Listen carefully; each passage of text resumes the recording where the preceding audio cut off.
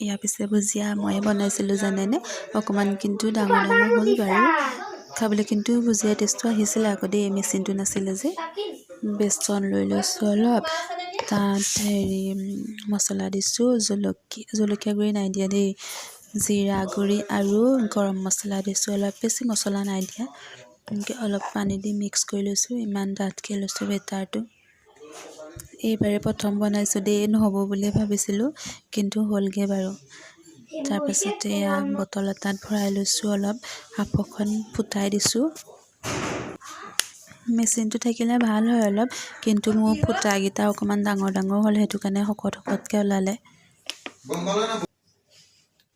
এতিয়া গেছত আমি কেৰাহী পাতি দিলোঁ তেলো গৰম হৈ গ'ল এতিয়া দিবলৈ আৰম্ভ কৰিয়ে দিলোঁ আৰু এয়া দেখিছেনে অকণমান হৈছে মানুহজনে অকণ কেমেৰাও কৰি দিলে বাৰু কৈছে মোক প্ৰথম বনাইছা যেতিয়া অকণ ভিডিঅ'কে কৰি থোৱা সেইবাবে মই বোলো কৰা আৰু ভুজিয়া ৰেডি হৈ গ'ল বাৰু নহ'ব বুলিয়ে ভাবিছিলোঁ কিন্তু আমাৰ ঘৰৰ মানুহে বিশ্বাস নকৰিব মই যে বনাইছোঁ ভুজিয়া সেইকাৰণে মই ভিডিঅ'কে কৰি থৈছোঁ অকণমানো তেতিয়া বিশ্বাস কৰিব মই বনাইছোঁ বুলি ক'লে হ'লগৈ পিছে দেই খাবলৈ কিন্তু ভালেই হৈছিলে হয়নে খাবলৈ ভালেই হৈছিলে